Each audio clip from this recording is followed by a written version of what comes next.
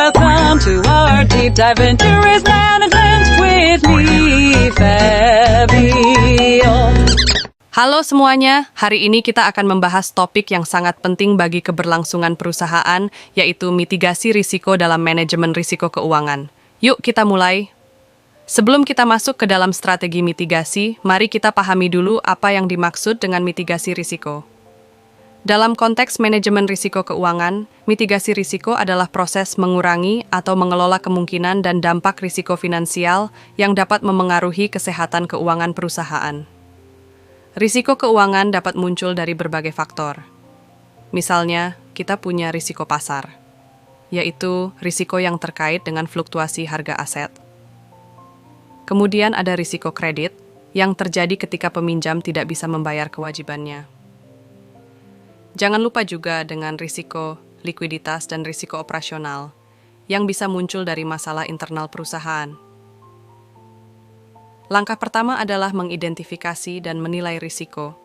Kita harus memahami di mana potensi kerugian terbesar dan seberapa besar dampaknya terhadap perusahaan.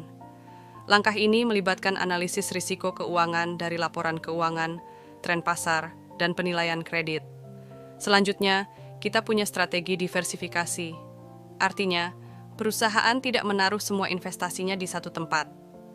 Dengan mendiversifikasi portofolio, perusahaan dapat mengurangi dampak dari fluktuasi pasar atau gagal bayar pada aset tertentu. Derivatif seperti futures dan options adalah instrumen yang dapat digunakan untuk melindungi perusahaan dari fluktuasi harga aset atau valuta asing yang tiba-tiba. Derivatif dapat menjadi alat penting dalam mengelola risiko pasar dan risiko nilai tukar. Sangat penting bagi perusahaan untuk memiliki dana, cadangan atau contingency fund untuk menangani situasi tak terduga yang bisa menimbulkan krisis likuiditas. Dana ini berfungsi sebagai penyangga ketika arus kas mengalami gangguan sementara. Terakhir, risiko keuangan harus diawasi dan ditinjau secara berkala. Risiko dapat berubah seiring waktu, sehingga strategi yang diterapkan harus diperbarui sesuai kondisi pasar terbaru dan posisi keuangan perusahaan. Sebagai contoh, perusahaan energi seringkali menghadapi risiko pasar akibat fluktuasi harga minyak. Untuk mengatasi ini, mereka bisa menggunakan futures minyak untuk mengunci harga beli atau jual di masa depan, mengurangi ketidakpastian dalam biaya atau pendapatan.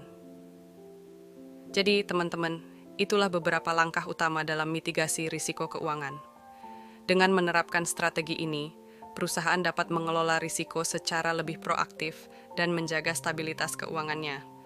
Jangan lupa, mitigasi risiko bukan hanya tentang mengurangi kerugian, tetapi juga tentang menciptakan peluang untuk pertumbuhan yang lebih sehat.